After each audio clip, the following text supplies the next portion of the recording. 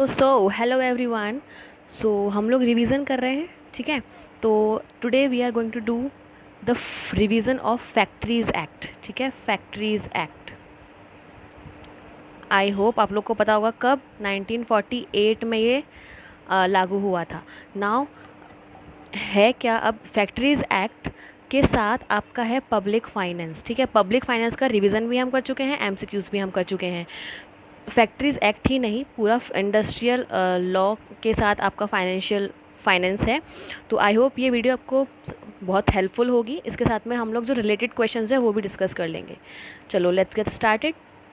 सो बिना देरी के our first question is, as per the factories act, factory means a premises including the premises thereof where or more workers where dash or more, यहाँ dash आना था, where dash or more workers are working or viewer working on any day of preceding 12 months and in any part of which a manufacturing process being carried on without the, यहाँ पे ध्यान रखना है without aid पूछा है,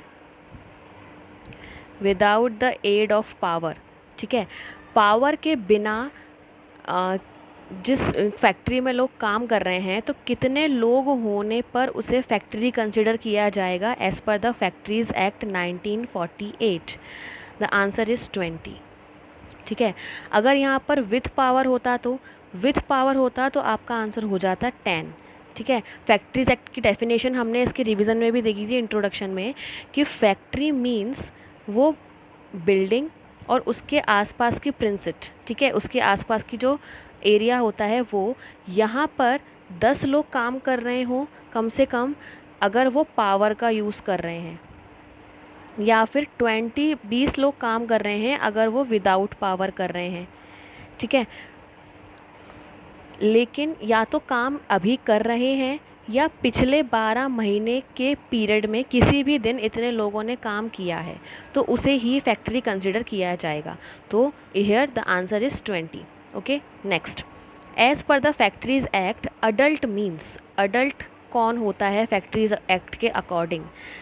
adult जो normal होता है वही फैक्ट्रीज एक्ट के अकॉर्डिंग भी है, जिसने 18 ईयर्स ऑफ एज कंप्लीट कर लिया है। अडल्ट की डेफिनेशन किस में है? सेक्शन 2 सबसेक्शन ए में, ठीक है। Next, child, as per the factories act, child means a person who has not completed his dash years of age. चाइल्ड की डेफिनेशन किस में है? सेक्शन 2 सबसेक्शन 6 में, सबसेक्शन 3 में। 3 बोल लो, सी बोल लो, स बोल लो, सब एक ही बात है, ठीक। तो चाइल्ड मीन्स जिसने 15 ईयर्स कंप्लीट नहीं किया है, ठीक है। हमने पढ़ा था अडल्ट होता है, चाइल्ड होता है, यंग पर्सन होता है, और चाइल्ड मीन्स जिसने 15 ईयर्स कंप्लीट नहीं किए हैं, यंग मीन्स जिसने 17 कंप्लीट कर लिया है लेकिन 18 कंप्लीट नहीं किया है, अडल्ट मीन्स जिसने 18 कंप्लीट कर लिया है, ठीक है। 3 questions. Next, as per the factories act which among the following are true in respect of the definition of a worker, ठीक है। अगर हम वर्कर की बात करें जिसकी डेफिनेशन किस में? सेक्शन 2 सबसेक्शन 1 में दी गई है। वर्कर मीन्स क्या? वर्कर मीन्स डायरेक्टली और थ्रू एनी एजेंसी उसको अपॉइंट किया गया है, ठीक है, विद और without knowledge of the principal employer, whether for remuneration और नॉट, और इन एनी मैन्युफैक्चरिंग प्रोसेस। तो हम, अगर आपको याद हो तो हमने वर्कर की डेफिनेशन करी थी रिवीजन वाले सेशन में कि भाई या तो वो डायरेक्टली अपॉइंट किया गया हो या किसी कॉन्ट्रैक्टर ने उसे अपॉइंट करवाया हो, उसको वेजेस मिल रही हो या ना मिल रही हो, ठीक है, उसको प्रिंसिपल ओनर जो है, प्रिंसिपल एम्प्लॉयर जो है उसके बारे में पता हो चाहे ना हो, ठीक है, बस वो क्या मैन्युफैक्चरिंग प्रोसेस में डायरेक्टली इंक्लूडेड हो तो उसे हम वर्कर कहते हैं। तो ये चारों कंडीशन ही वर्कर की हैं। The answer will be 1 2 3 4 all, ठीक है। Next, as per the factories act, factory means any premises on during precincts thereof whereon dash worker or more are working or were working on the day of any day of the preceding 12 months in any part of which a manufacturing process is being carried out with the aid of power। अभी अभी discuss किया था, with the aid of power कितने लोग कम से कम चाहिए? 10 लोग, और विदाउट कितने? 20 लोग, ठीक है। Next, As per the Factories Act, a factory does not include which of the among following. Factories act में निम्न में से क्या वो चीज़ें हैं जिसको फैक्ट्री नहीं माना जाता? ठीक है, माइन, ठीक है, mobile unit belonging to armed force और रेलवे रनिंग शेल्ड, या फिर होटल रेस्टोरेंट एक्सेट्रा। तो इन चारों को ही फैक्ट्री की कैटेगरी में ऐड नहीं किया जाता। तो द आंसर इज़ 1 2 3 4 ऑल। ठीक है, next, as per the factories act, dash of a factory means the person who has ultimate control over the affairs of the factory. तो कौन वो उसे क्या कहा जाता है जिस पर जो फैक्ट्री को कंट्रोल करता है, मैनेज करता है, तो उसे मैनेजर नहीं ऑक्यूपायर कहते हैं। तो हेयर ऑक्यूपायर की डेफिनेशन कहाँ है? सेक्शन 2 सबसेक्शन एन में। ठीक है, next, the dash of railway production unit have been appointed as occupier. जो रेलवे प्रोडक्शन यूनिट हैं उसका ऑक्यूपायर कौन होता है? ठीक है, तो इसका आंसर है आपका CWM, chief mechanical engineers. Okay, ये रेलवे प्रोडक्शन यूनिट जो होती हैं उनके ऑक्यूपायर डायरेक्टली अपॉइंट होते हैं। इनको हम डीम्ड ऑक्यूपायर मान लेते हैं रेलवे प्रोडक्शन यूनिट के केस में। ठीक है, next, the factories act imposes the following obligation upon the employer in regard to his worker। तो इसमें हेल्थ प्रोविज़न भी हैं, सेफ्टी प्रोविज़न भी हैं, वेलफेयर प्रोविज़न भी हैं। तो answer will be all of the above. अच्छा, सेक्शन 7 सबसेक्शन ए क्या बोलता है ड्यूटीज़ ऑफ ऑक्यूपायर के बारे में? कि उसको अपने वर्कर की हेल्थ, वर्कर की सेफ्टी और वर्कर के वेलफेयर सब पर काम करना है। ये 3 उसकी प्राइम ड्यूटीज़ हैं। तो duties of occupier is in section 7 subsection 7A। ठीक है, next, and worker employed in carriage work Parambar has deemed to change the working days from 6 days to 5 days without reducing total working hours per week. Can this be agreed to? मतलब employee किसी carriage के काम में लगा हुआ है, वो अपने वर्किंग डेज 6 से घटाकर 5 कर सकता है without reducing the total work hours. मतलब कि भाई अगर वो एक दिन में 5 घंटे काम करके 6 दिन काम कर रहा था, मतलब 30 घंटे काम कर रहा था। ठीक है, अब घंटे 30 ही रहें लेकिन वो दिन 5 हो जाए, मतलब वो एक दिन में अब 6 दिन काम करे। तो क्या ऐसा पॉसिबल है? 6 घंटे काम करे, तो क्या ऐसा पॉसिबल है? नो। ठीक है, अगर 9 घंटे से ज़्यादा उसके आवर्स हो जा रहे हैं तो वो ऐसा नहीं कर सकता। कोई भी अडल्ट जो है वो 9 घंटे मैक्सिमम काम कर सकता है एक दिन में। ठीक है, इसको 12 घंटे बनाया जा सकता है in the case of emergency only. जब चीफ़ इंस्पेक्टर जो है उसको लगता है कि भाई ऐसा करना बहुत बहुत बहुत ज़रूरी है, तब वो उसको बढ़ा सकते हैं, अदरवाइज़ नहीं। ठीक है, वरना तो मैक्सिमम वर्किंग आवर्स 9 आवर्स ही हैं। Okay, next, overtime under 59 subsection 1 of Factories Act 1948, the staff governed by the same should be calculated on। मतलब ओवर टाइम कैसे कैलकुलेट किया जाएगा? ओवर टाइम कैलकुलेशन किस में है? सेक्शन 59 सबसेक्शन 1 में। तो ओवर टाइम कैसे कैलकुलेट किया जाएगा?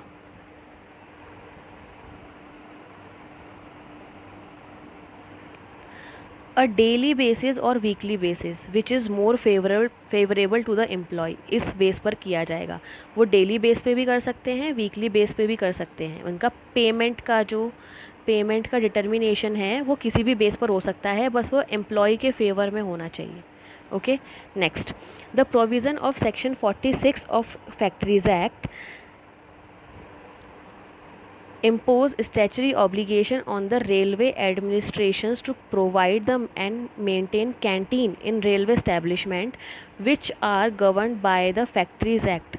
मतलब जो एक कैंटीन आपने इस्टेब्लिश करनी है तो वो कैंटीन्स जो हैं कितने वर्कर्स हों कम से कम तब होनी चाहिए। तो द आंसर इज़ 250। यहाँ पर रेलवे एडमिनिस्ट्रेशन दे दिया है, अगर नॉर्मल फैक्ट्री भी हो तब भी 250 वर्कर होने पर कैंटीन की सुविधा उपलब्ध होनी चाहिए, ऐसा बोला गया है। ठीक है, next, section 2 subsection A of the act defines section 2 subsection A किसके बारे में बात करता है? अडल्ट के बारे में बात करता है। ठीक है, next. According to the definition week मतलब हफ्ता, सप्ताह, जो इस एक्ट में 7 डेज़ का होता है। कब से स्टार्ट होगा वो? मिडनाइट ऑफ मंडे की मिडनाइट से वीक स्टार्ट हो जाएगा। ठीक है, next. As per the act a person who has not complete 15th year of age, मतलब 15वां साल उसने अपनी एज का कंप्लीट नहीं किया है, इज कॉल्ड चाइल्ड। अभी थोड़ी देर पहले डिस्कस किया था। ठीक है, next. Section 2 subsection n under this act defines, अभी पहले भी आया था ये 2 सबसेक्शन 9, ये किसके बारे में बात करता है? ऑक्यूपायर के बारे में बात करता है। देखो इन तीनों के बारे में तो बात की ही नहीं गई है। मैनेजर के बारे में की गई है, पब्लिशर तो हो ही नहीं सकता क्योंकि पब्लिशर तो कहीं है ही नहीं और ओनर भी नहीं है। ठीक है, तो मैनेजर और ऑक्यूपायर के बारे में बात की गई है फैक्ट्रीज एक्ट में, और 2 सबसेक्शन एन में ऑक्यूपायर के बारे में बात की गई है। ओके, आगे बढ़ते हैं। As per the act the floor of every work room should be cleaned every, जो फ्लोर है, ठीक है, जो फर्श है वो वीकली एक बार साफ़ होना चाहिए, ऐसा एक्ट में बोला गया है। अच्छा, साफ़ सफाई जो फ्लोर है वो वीकली एक बार साफ़ होना चाहिए, लेकिन जो डस्टिंग होती है, डस्टिंग डेली होनी चाहिए। और अगर हम फर्नीचर और वाइट वॉश की बात करें, डंटिंग पेंटिंग वगैरह, वो 5 साल में कम से कम एक बार होनी चाहिए। ठीक है, ध्यान रखिएगा इसे भी। Next, the power of inspectors is discussed under the factories act 1948। Inspectors की पावर किस सेक्शन में डिस्कस की गई है? The section 9। Okay, next. The primary purpose of employ safety program is to preserve the employ, किस तरह की health के बारे में बात की गई है? Mental health, physical health, emotional health, या all of the above? All of the above. ठीक है, next. The visual presentation of the ranking of work site in a factory based on the number of accident reported from each site is called, मतलब factory में जो accidents हो रहे हैं उसका visual presentation, visual मतलब वो इस तरह से भी हो सकता है, बार ग्राफ में भी हो सकता है, ठीक है, हिस्टोग्राम में भी हो सकता है, कैसे भी हो सकता है, ठीक है, पाई में भी हो सकता है, कैसे भी हो सकता है, विजुअल प्रेजेंटेशन होना चाहिए। तो उसको हम बोलते हैं स्पॉट मैप मेथड। ये अगर हम यूजुअली बात करें किस तरह का यूज़ होता है, तो फैक्ट्री का जो ब्लूप्रिंट होता है, ठीक है, उसमें ब्लूप्रिंट में मार्क किया जाता है कि यहाँ इस रीज़न से एक्सीडेंट्स, यहाँ इस रीज़न से एक्सीडेंट्स, एक्सेट्रा। ठीक है, next question. Which of the following involves redesigning of equipments, machinery and material for the safe performance of the job? निम्न में से क्या है जो इक्विपमेंट्स की रीडिज़ाइनिंग के से रिलेटेड है? The answer is safety engineering. Engineering की जाती है सेफ्टी पर्पस से, that is redesigning of equipments and machinery and material for the safe performance of the jobs. ठीक है, safe performance. Next, the responsibility for maintenance of employ health and safety is, देखो यहाँ पर many persons will be think कि employer होगा, लेकिन एक बात ध्यान रखना, अगर एम्प्लॉयज़ अवेयर हैं किसी चीज़ को लेकर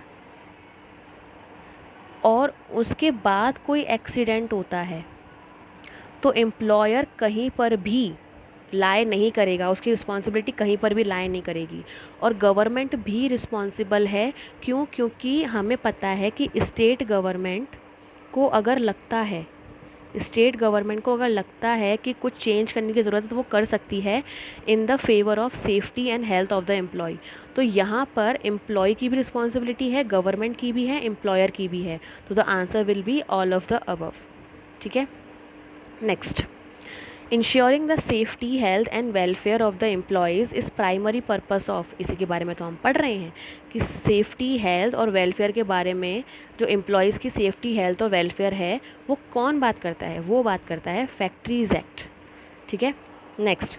विच of the following is not connected with the employ safety? देखो फैक्ट्रीज़ एक्ट तो है, हमें पता है, माइंस एक्ट भी है, जो माइंस में काम करने वाले वर्कर्स होते हैं उनके वेलफेयर के लिए होता है।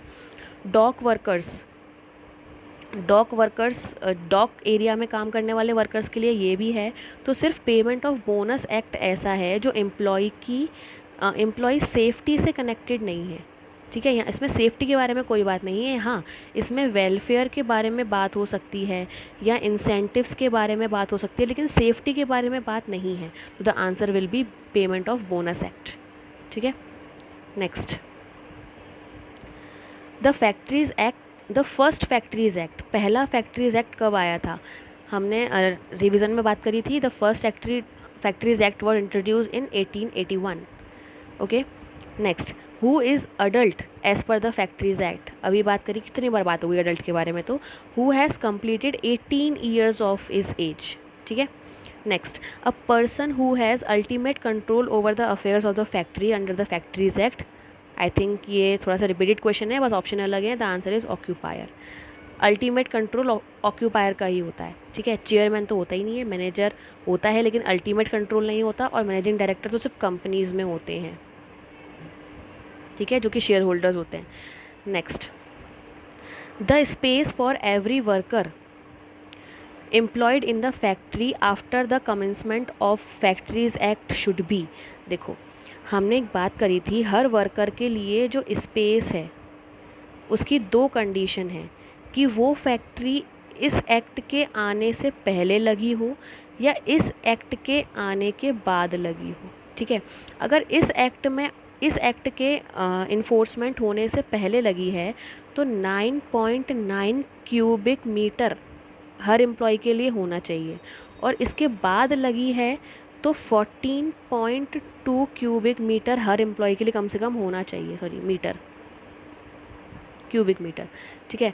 तो यहाँ पर आफ्टर पूछा गया है तो the answer will B 14.2, before होता तो आंसर हो जाता 9.9, okay. Next, the provision for cooling water during the provision for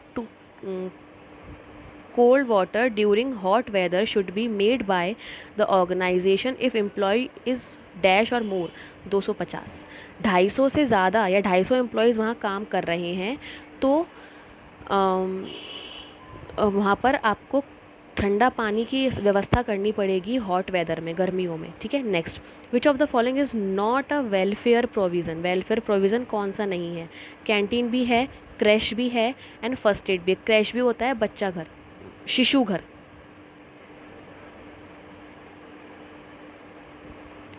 शिशु घर इसे हम कहते हैं, ठीक है। और शिशु घर कब होता है? जब वहाँ पर ज़्यादा डेली बेसिस पर एवरेज 30 फीमेल वर्कर काम कर रही हैं तो वहाँ पे शिशु घर होना चाहिए, ठीक है। ड्रिंकिंग वाटर आपका वेलफेयर में नहीं आता, ड्रिंकिंग वाटर आता है हेल्थ में, ठीक है। तो the answer will be drinking water. Next, who is adolescent as per the factories act. Adolescence होता है, देखो हमने बात करी थी कि एक तो बिलो 15 है, बिलो 15 ईयर्स की एज का है, एक 15 से 18 ईयर्स की एज का, एक जो 17 ईयर्स का है लेकिन 18 का नहीं है, और एक जो 18 प्लस हो गया। जो बिलो 15 है उसको हम फैक्ट्रीज एक्ट में चाइल्ड कहा गया है, जो 15 से 18 है उसे एडोलेसेंस कहा गया है, एडोलेसेंट। जो 17 है उसे यंग पर्सन कहा गया है, और 18 प्लस को अडल्ट कहा गया है, ठीक है। तो एडोलेसेंट कौन है? जो 15 से 18 है, who has completed 15 years but less than 18 years, ठीक है। Next, first aid boxes should be provided for dash of persons. First aid box कम से कम 150 लोगों पर एक फर्स्ट एड बॉक्स होना चाहिए। मतलब वहाँ किसी फैक्ट्री में अगर 350 लोग काम कर रहे हैं तो 150 पे एक बॉक्स और 150 पे एक बॉक्स, 50 लोग बच गए ना, तो फिर भी एक और बॉक्स होना चाहिए। मतलब 150 पर, ज़्यादा से ज़्यादा 150 लोगों पर ही एक फर्स्ट एड बॉक्स हम रख सकते हैं, मिनिमम कोई लिमिट नहीं है, ओके। तो the first aid box to be provided 150 per box, 150 person and per box, okay. Next, safety officer are to be appointed if organisation is engaging or more. अगर 1000 से ज़्यादा एम्प्लॉयज़ वहाँ काम कर रहे हैं तो उन्हें एक सेफ्टी ऑफिसर भी अपॉइंट करने की ज़रूरत है। अच्छा, स्टेट गवर्नमेंट के पास ये राइट है कि भले ही वहाँ पर 1000 से कम हो फिर भी वो सेफ्टी ऑफिसर रखने के इंस्ट्रक्शन दे सकती है, that you have to appoint a safety officer. वो बोलेंगे भाई 1000 एम्प्लॉय तो है नहीं, हम बोल रहे हैं ना, तो हम रखना पड़ेगा, ठीक है।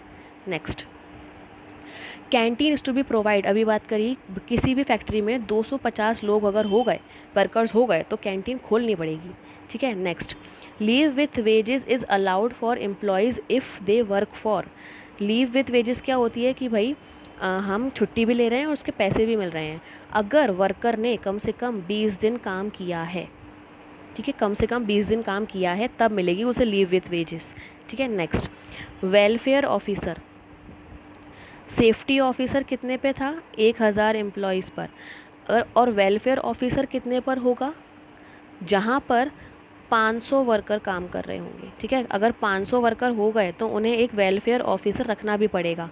यहाँ पर भी स्टेट गवर्नमेंट के पास राइट है कि कम एम्प्लॉयज़ होने पर भी वो सेफ वेलफेयर ऑफिसर अपॉइंट करने के इंस्ट्रक्शन दे सकती है, ठीक है। नेक्स्ट, क्रैश, इसे हम क्रैश कहते हैं, क्रैश, शिशु घर, is to be provided if dash or more lady employees are engaged, अगर हम डेली एवरेज हमारे यहाँ 30 लेडीज़ काम कर रही हैं ऑन एवरेज, तो हमें एक क्रैश, वहाँ पर क्रैश रूम जो है वो प्रोवाइड करना पड़ेगा उन लोगों को, ठीक है, जहाँ पर बच्चों के संभालने, उनको बैठने की व्यवस्था होगी, फीडिंग वगैरह की भी हो सकती है, ठीक। Next, the ambulance room is to be provided if engaging employees are more than dash, ambulance room भी प्रोवाइड करना पड़ेगा कब, जब वहाँ पर 500 या उससे ज़्यादा वर्कर काम कर रहे होंगे, ठीक है। Next, an adult worker can work up to dash hours in a day as per the factories act, अभी थोड़ी देर पहले बात करी थी 9 आवर्स इन अ डे, इसको हम 12 घंटे तक बढ़ा सकते हैं, लेकिन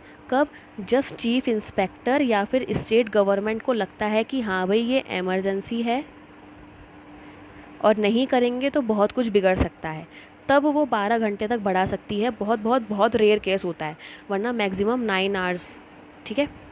next, obligations of worker under the factories act 1947 is 1948, sorry 1948 was discussed in section, obligations of workers, इसका मतलब है वर्कर्स के पास कुछ राइट्स हैं अपने, ठीक है, तो वो डिस्कस किए गए हैं सेक्शन 111 111 का शगुन लो, आप शगुन लो, अपने अधिकार लो, इस तरह से याद कर सकते हो, ठीक है। Next, the term sabbatical is connected with, sabbatical word जो है is connected with,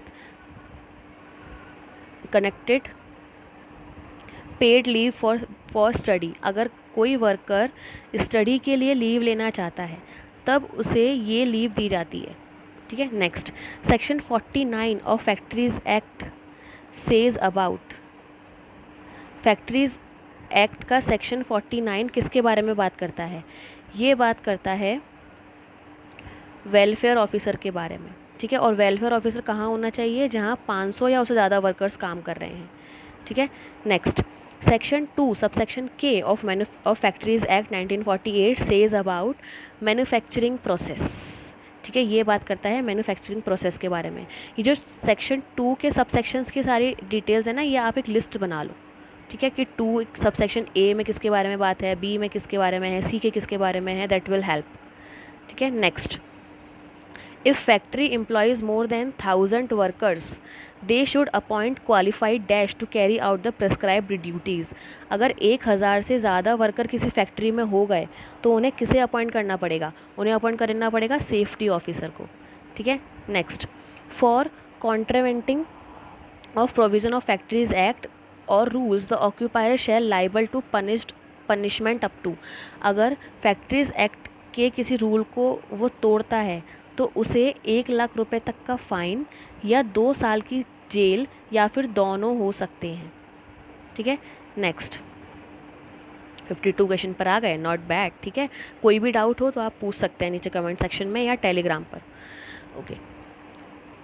Manager of every factory should send an annual report to the inspector of factories containing details like number of workers employed, leave with wages, safety officer, ambulance room, canteen, shelter, accidents in form number, कौन से form number में manager को factory inspector के पास annual report भेजनी होती है, ठीक है।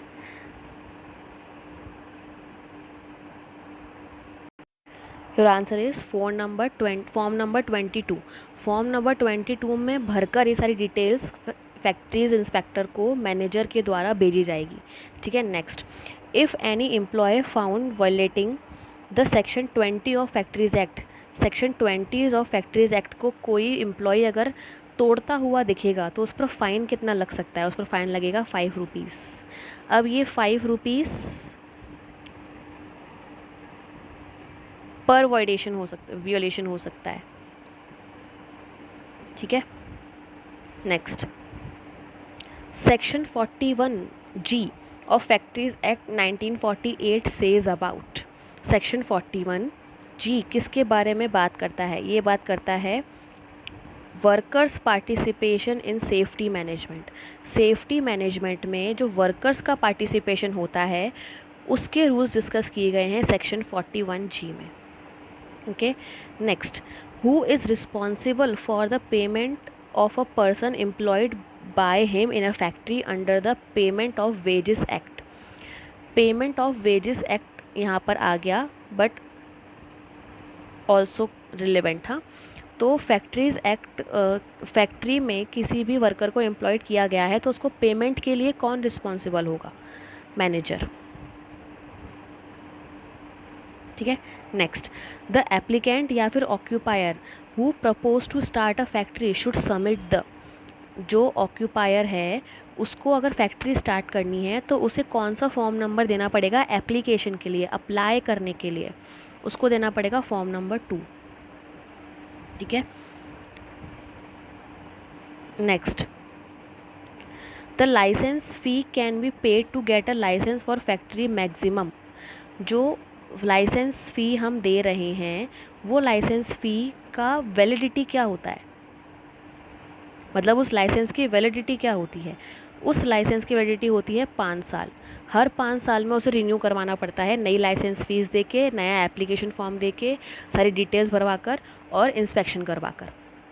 ठीक है, next, the renewal application for a licence submitted after December 31 of every year shall be paid a fine amount. मतलब जिस साल उनका लाइसेंस एक्सपायर हो रहा है उसके 31 दिसंबर से पहले पहले आपको रीन्यू कराना होता है। ठीक है, तो इस रीन्यू में अगर देर हो जाती है तो कितने चार्जेस एक्स्ट्रा लगते हैं? आपके लगेंगे 20% ऑफ लाइसेंस फ़ी। जितना भी लाइसेंस फ़ी है उसका 20% एक्स्ट्रा आपको एज अ फ़ाइन देना पड़ेगा। ठीक है, नेक्स्ट, अच्छा, अभी हमने बात करी थी कि सेक्शन 20 अगर कोई एम्प्लॉय तोड़ता है या कोई वर्कर तोड़ता है तो उसे 5 रुपीज़ का फ़ाइन देना पड़ता है।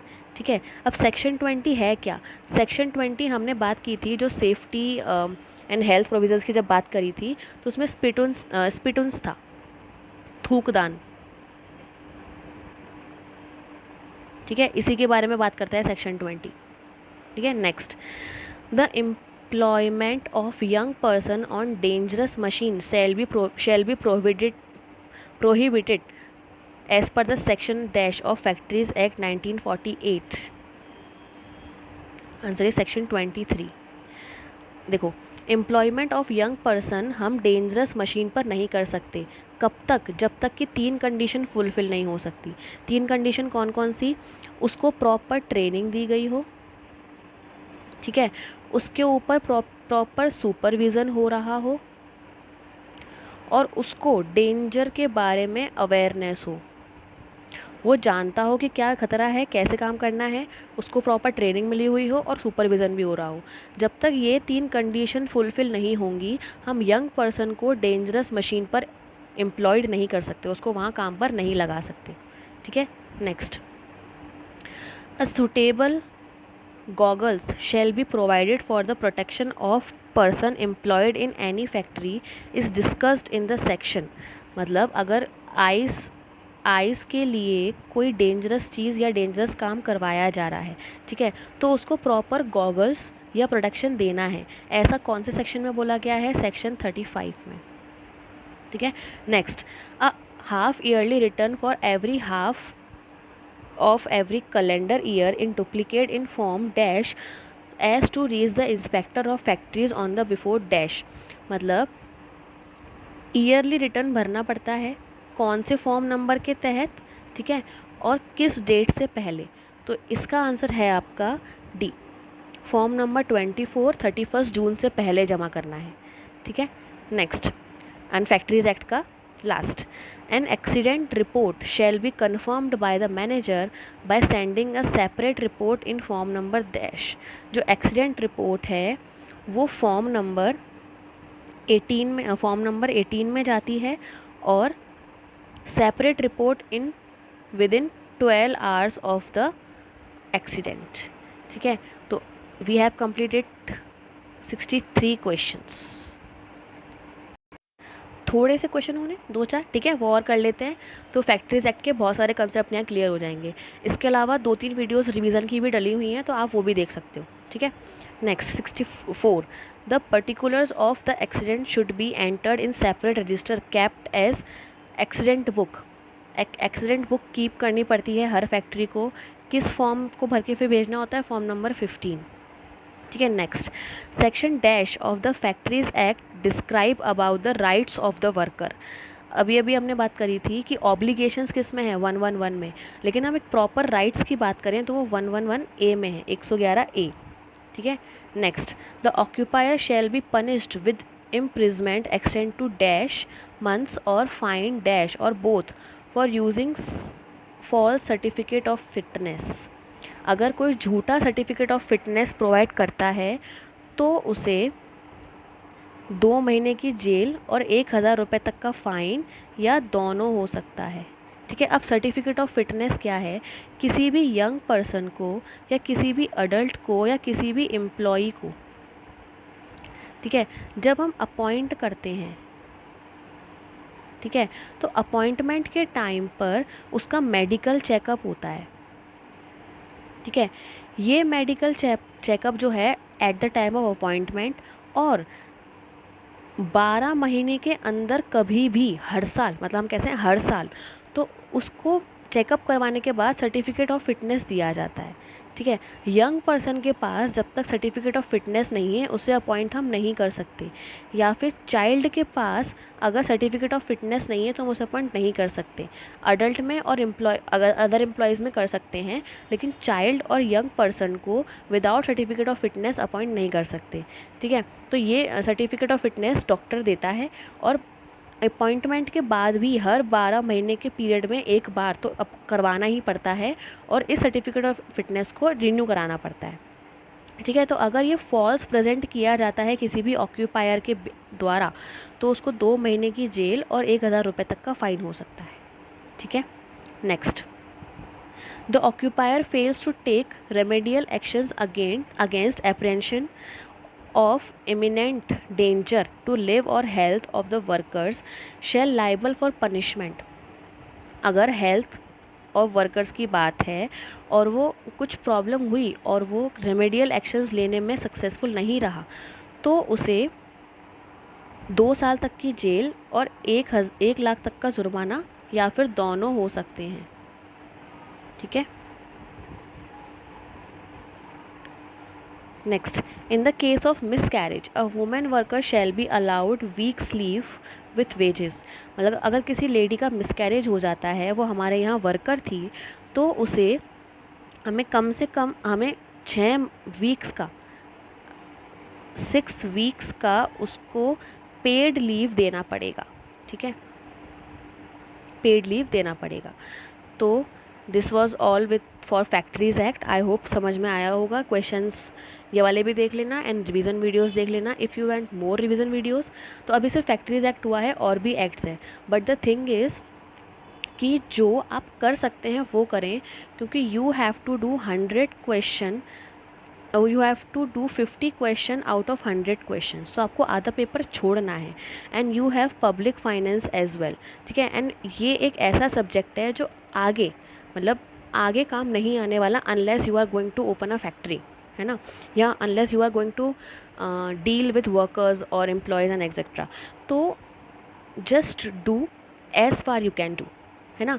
तो 50 क्वेश्चंस में से फैक्ट्रीज एक्ट की रिवीजन, उसके जो हैं वो डेफिनेशंस के सेक्शंस देख लेना, कुछ प्रोविज़न्स देख लेना, हेल्थ सेफ्टी और वेलफेयर के प्रोविज़न्स क्या क्या हैं किस सेक्शंस में, वो देख लेना। इसके अलावा आगे इंडस्ट्रियल डिस्प्यूट एक्ट के MCQ I will try to provide, ठीक है। अदरवाइज़ अगर एक बार रीड भी कर लेंगे आप तो आपको समझ में आ जाएगा, ठीक है। तो that was all, bye bye, take care, all the best and keep learning. सिर्फ यही नहीं, keep learning in live and other subjects too. Take care.